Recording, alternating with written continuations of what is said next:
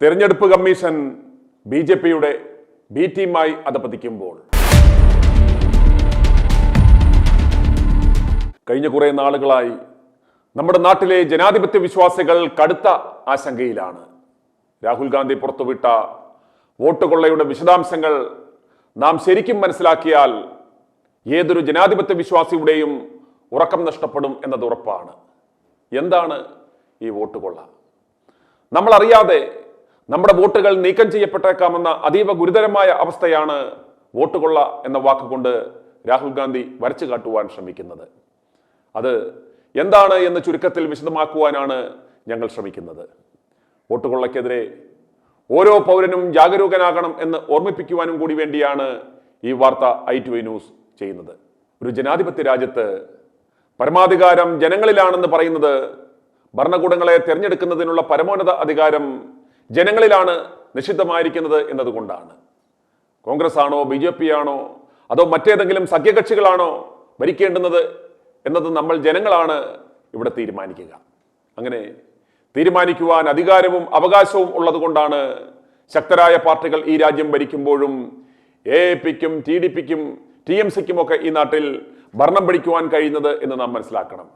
അതാണ് ജനാധിപത്യത്തിന്റെ സൗന്ദര്യം എന്നും നാം മനസ്സിലാക്കണം. പരിമിതികൾക്കും പരാധീനതകൾക്കും ഇടയിൽ ഇന്ത്യൻ ജനാധിപത്യത്തിന്റെ അതിജീവനം സാധ്യമാക്കുന്നത് പൗരസമൂഹത്തിന് നമ്മുടെ ഭരണഘടനാ സ്ഥാപനങ്ങളിലുള്ള ആ വിശ്വാസമാണ്. നമ്മൾ ജനങ്ങൾ, വി ദ പീപ്പിൾ എന്നാണ് ഭരണഘടനയുടെ ആമുഖത്തിൽ തന്നെ പറയുന്നത്. ജസ്റ്റിസ് രോഹിൻടൺ നരിമാൻ പറയുന്നത് പോലെ ഭൂരിപക്ഷമെന്നോ ന്യൂനപക്ഷമെന്നോ അല്ല, നമ്മൾ ജനങ്ങൾ എന്നാണ് ഭരണഘടനാ ശില്പികൾ അടിവരയിട്ട് വ്യക്തമാക്കിയത്. ഭരണഘടന അടിസ്ഥാനമാക്കി പ്രവർത്തിക്കുന്ന സ്ഥാപനങ്ങൾ നീതി നിഷേധിക്കില്ല എന്ന ഒറ്റ വിശ്വാസമാണ് ജനങ്ങളെ ജനാധിപത്യത്തിൽ മുന്നോട്ട് നയിക്കുന്നത്. ഈ ഭരണഘടനാ സ്ഥാപനങ്ങളിൽ തെരഞ്ഞെടുപ്പ് കമ്മീഷനുള്ള പ്രാധാന്യം വളരെ വലുതാണ്.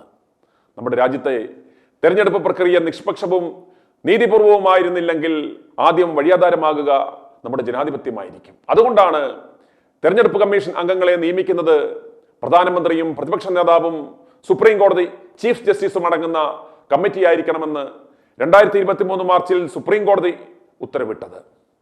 ജനാധിപത്യ വിശ്വാസികളെ ഏറെ ആഹ്ലാദിപ്പിച്ച ഒരു വിധിയായിരുന്നു അത്. സെക്രട്ടറി തലത്തിൽ പദവി വഹിച്ചിട്ടുള്ള ഏറ്റവും മുതിർന്ന ഉദ്യോഗസ്ഥരുടെ പട്ടികയിൽ നിന്ന് പ്രധാനമന്ത്രി തെരഞ്ഞെടുക്കുന്നയാളെ തെരഞ്ഞെടുപ്പ് കമ്മീഷണർമാരായി രാഷ്ട്രപതി നിയമിക്കുന്ന രീതിയായിരുന്നു അതുവരെ ഉണ്ടായിരുന്നത്. പക്ഷേ മാസങ്ങൾക്കുള്ളിൽ കേന്ദ്ര സർക്കാർ പുതിയ ഒരു നിയമം കൊണ്ടുവന്നു. ചീഫ് ജസ്റ്റിസിന് പകരം പ്രധാനമന്ത്രി നിശ്ചയിക്കുന്ന ക്യാബിനറ്റ് മന്ത്രിയായിരിക്കും മൂന്നാമൻ.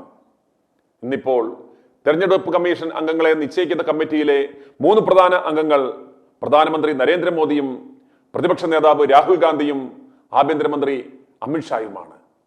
തുടക്കത്തിൽ തെരഞ്ഞെടുപ്പ് കമ്മീഷനിൽ മുഖ്യ തെരഞ്ഞെടുപ്പ് കമ്മീഷണർ മാത്രമാണ് ഉണ്ടായിരുന്നത്. 1989 രാജീവ് ഗാന്ധി സർക്കാരാണ് 2 കമ്മീഷണർമാരെ കൂടി ഉൾപ്പെടുത്തിയത്.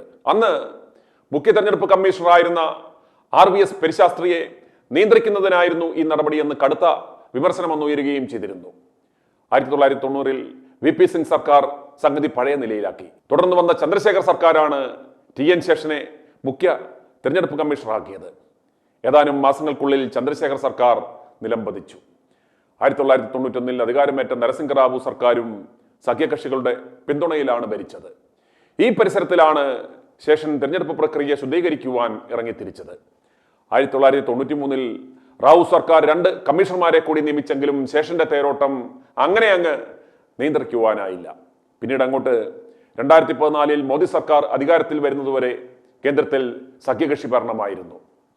അതിശക്തമായ ഭരണകൂടങ്ങളുടെ അഭാവത്തിൽ തെരഞ്ഞെടുപ്പ് കമ്മീഷന്റെ സ്വാതന്ത്ര്യം വലിയൊരു പരിധിവരെ വെല്ലുവിളിക്കപ്പെട്ടതുമില്ല. പക്ഷേ നരേന്ദ്രമോദിക്ക് കീഴിൽ രാജ്യത്തെ എല്ലാ ഭരണഘടനാ സ്ഥാപനങ്ങളെയും BJPയും RSSും ലക്ഷ്യമിട്ടതോടെ തെരഞ്ഞെടുപ്പ് കമ്മീഷനും സമ്മർദ്ദത്തിലായി. ഈ മാറ്റത്തിന്റെ തുടർച്ചയാണ് നിലവിലെ പ്രതിസന്ധികൾക്ക് പിന്നിലെന്നാണ് പ്രതിപക്ഷം ആരോപിക്കുന്നത്. കഴിഞ്ഞ ദിവസം ഡൽഹിയിൽ നടത്തിയ വാർത്താ സമ്മേളനത്തിൽ പ്രതിപക്ഷ നേതാവ് രാഹുൽ ഗാന്ധി ഉയർത്തിയ മുഖ്യ ആരോപണങ്ങളിലൊന്ന് തെരഞ്ഞെടുപ്പ് പ്രക്രിയ അട്ടിമറിക്കുവാൻ ഒരു ഏജൻസി ഇവിടെ പ്രവർത്തിക്കുന്നുണ്ട് എന്നാണ്. പണത്തിന് പണവും ആളിനാളുമുള്ള ഒരു ഫാക്ടറി വോട്ടർ പട്ടികയിൽ ആളെ പുതുതായി ചേർക്കുവാനും നീക്കം ചെയ്യുവാനും പ്രവർത്തന സജ്ജമാണെന്ന് വൻ ആരോപണമാണ് രാഹുൽ ഗാന്ധി മുന്നോട്ട് വെച്ചത്. അദ്ദേഹം അത് ചുമ്മാ പറഞ്ഞതല്ല. കർണാടകത്തിലെ അലൻ മണ്ഡലത്തിൽ 6018 വോട്ടർമാരെ നീക്കം ചെയ്യാനാണ് ശ്രമമുണ്ടായത്. വോട്ടർ പട്ടികയിൽ നിന്ന് ഒരാളെ നീക്കണമെങ്കിൽ 5 കാര്യങ്ങൾ ഉണ്ടാവണം. 1, വോട്ടറുടെ മരണം. 2, വോട്ടർ മറ്റൊരു മണ്ഡലത്തിലേക്ക് താമസം മാറ്റിയിരിക്കണം. 3, വോട്ടർ നൽകിയിരിക്കുന്ന മേൽവിലാസത്തിലല്ല ഇപ്പോൾ താമസിക്കുന്നത് എന്നത്. 4, വോട്ടർക്ക് മറ്റൊരു മണ്ഡലത്തിൽ കൂടി വോട്ടുണ്ട് എന്നത്. 5, വോട്ടർക്ക് ഇന്ത്യൻ പൗരത്വമില്ല എന്നത്. ഈ കാരണങ്ങൾ ചൂണ്ടിക്കാട്ടി, അതായത് ബൂത്തുകളിലെ വോട്ടർമാർക്ക് തെരഞ്ഞെടുപ്പ് കമ്മീഷന് ഫോം 7 മുഖേന ഒരു പരാതി നൽകാം. ബൂത്ത് തലത്തിലുള്ള ഓഫീസർമാർ സംഗതി ശരിയാണോ എന്ന് നേരിട്ട് പരിശോധിക്കണം. ജീവിച്ചിരിപ്പുള്ള വോട്ടറാണെങ്കിൽ അയാൾക്ക് മറുപടി നൽകുവാൻ സമയവും നൽകണം. ഇതിനൊക്കെ ശേഷം മാത്രമേ വോട്ടർ പട്ടികയിൽ നിന്നും ഒരാളെ മാറ്റാൻ സാധിക്കുകയുള്ളൂ. ഇതേ പ്രക്രിയ തന്നെയാണ് പുതുതായി ഒരാളെ വോട്ടർ പട്ടികയിൽ ചേർക്കാനുമുള്ളത്. ഫോം 6 ആണ് ഇതിന് നൽകേണ്ടത് എന്ന ഒറ്റ വ്യത്യാസം മാത്രമേ ഇവിടെയുള്ളൂ. ഇതൊന്നും പാലിക്കപ്പെടാതെ വോട്ടുകൾ വിട്ടുനീക്കി പുതുതായി ചേർക്കപ്പെട്ടു. രാഹുൽ ഗാന്ധി ചൂണ്ടിക്കാട്ടിയത് ഈ പ്രക്രിയ ഇപ്രകാരം മൊത്തത്തിൽ അട്ടിമറിക്കപ്പെടുന്നു എന്നാണ്. അലൻ മണ്ഡലത്തിലെ ഒരു ബൂത്ത് ലെവൽ ഓഫീസറുടെ അമ്മാവന്റെ പേര് വോട്ടർ പട്ടികയിൽ നിന്ന് നീക്കിയത് അവിടെ ശ്രദ്ധയിൽപ്പെട്ടു. അമ്മാവന്റെ അയൽവാസിയായിരുന്നു ഇതിനുള്ള അപേക്ഷ നൽകിയതെന്ന് മനസ്സിലാക്കിയപ്പോൾ ഓഫീസർ ഈ അയൽവാസിയുമായി ബന്ധപ്പെട്ടു. താൻ അങ്ങനെ ചെയ്തിട്ടില്ലെന്നായിരുന്നു അയൽവാസിയുടെ മറുപടി. ഇതേ തുടർന്ന് നടത്തിയ അന്വേഷണത്തിലാണ് ഓൺലൈനിലാണ് ഇത്തരം അപേക്ഷകൾ സമർപ്പിക്കപ്പെടുന്നതെന്ന് കണ്ടെത്തി. ഏതോ ഒരു കേന്ദ്രത്തിൽ ഇത്തരം അപേക്ഷകൾ സമർപ്പിക്കപ്പെടുന്നതിനുള്ള പ്രവർത്തനം നടക്കുന്നുണ്ടെന്നും ഇത് വോട്ട് കൊള്ള നടത്തുന്ന ഫാക്ടറിയാണെന്നും രാഹുൽ ഗാന്ധി പറയുന്നു.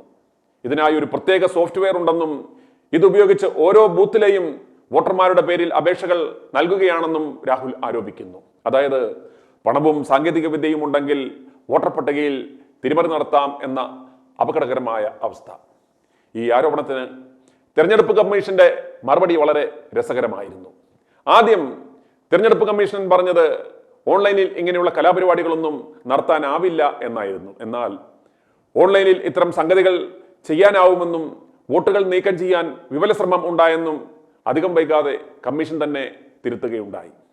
തെരഞ്ഞെടുപ്പ് കമ്മീഷന്റെ സഹകരണമില്ലാതെ പേര് നീക്കൽ നടക്കില്ലെന്നും രാഹുൽ ഗാന്ധി പറയുന്നു. കാരണം ഓൺലൈനിൽ അപേക്ഷ നൽകിയാലും അത് പരിശോധിച്ച് നടപടിയെടുക്കേണ്ടുന്നത് തെരഞ്ഞെടുപ്പ് കമ്മീഷനാണ്. പുറത്തുനിന്ന് ആർക്കും അത് ചെയ്യാനാവില്ല എന്നതാണ് സത്യം. പേര് നീക്കം ചെയ്യുന്നതിന് മുമ്പ് ബൂത്ത് ലെവൽ ഓഫീസർ സ്ഥലത്തെത്തി വോട്ടറെ നേരിൽ കണ്ട് കാര്യങ്ങൾ സ്ഥിരീകരിക്കേണ്ടതായുണ്ട്. അതുകൊണ്ട് തന്നെ വോട്ട് നീക്കം ചെയ്യൽ അത്ര എളുപ്പമല്ല. പക്ഷേ ആയിരക്കണക്കിന് വ്യാജ അപേക്ഷകൾ സമർപ്പിക്കപ്പെടുന്നു എന്ന കണ്ടെത്തൽ ഇന്ത്യയിലെ പൗരസമൂഹത്തിനെ അക്ഷരാർത്ഥത്തിൽ ഞെട്ടിപ്പിക്കുന്നതാണ്.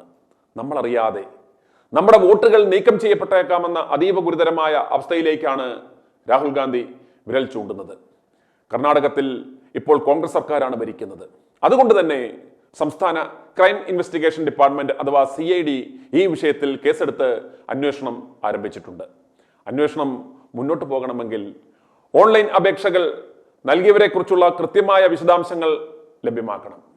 അപേക്ഷയുടെ ഉറവിടം, ആരാണ് ലോഗിൻ ചെയ്തത്, IP വിലാസം, OTP എങ്ങനെ പങ്കുവെക്കപ്പെടുന്നു എന്ന വിവരങ്ങൾ ലഭിച്ചാൽ ആരാണ് ഇതിന് പിന്നിലെന്ന് കൃത്യമായി കണ്ടെത്താനാവും. എന്നാൽ 18 തവണ അപേക്ഷിച്ചിട്ടും ഈ വിവരങ്ങൾ നൽകുവാൻ തെരഞ്ഞെടുപ്പ് കമ്മീഷൻ തയ്യാറായിട്ടില്ലെന്ന് ക്രൈംബ്രാഞ്ച് പറയുന്നു.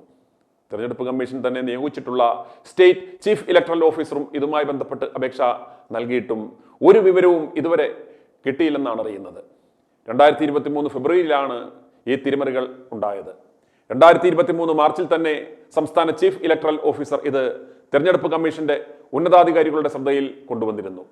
2 വർഷം കഴിഞ്ഞിട്ടും പക്ഷേ തെരഞ്ഞെടുപ്പ് കമ്മീഷൻ കണ്ടതായി പോലും ഭാവിക്കുന്നില്ല. ഇത്രയും ഗുരുതരമായ വോട്ടുകൊള്ള ഇവിടെ നടന്നിട്ടും രാഹുൽ ഗാന്ധി എന്തിനു വേണ്ടിയാണ് ഇതിന് പിന്നിൽ പ്രവർത്തിക്കുന്നത് എന്ന ആ യാഥാർത്ഥ്യം കേരളത്തിലെ സാധാരണ ജനങ്ങളിലേക്ക് എത്തിക്കുവാൻ, അത് പാർട്ടിക്ക് അനുകൂലമാക്കിയെടുക്കുവാൻ ഇവിടെയുള്ള കോൺഗ്രസ് നേതൃത്വത്തിന് ഇതുവരെ സാധിച്ചിട്ടില്ല എന്നതാണ് അതിലും ദയനീയകരമായ പരമാർത്ഥം. അവർ തന്റെ നിലപാട് കാണിക്കുവാൻ പഴയ വല്ല നിക്കറ് വല്ലതും കിട്ടുമോ എന്ന തപ്പലിലാണ്. i2i News, an eye for truth. i2i News subscribe ചെയ്തിട്ടില്ലാത്തവർ ഇപ്പോൾ തന്നെ സബ്സ്ക്രൈബ് ചെയ്യുക. നോട്ടിഫിക്കേഷൻ ലഭിക്കുവാൻ ബെൽ ബട്ടണും അമർത്തുക.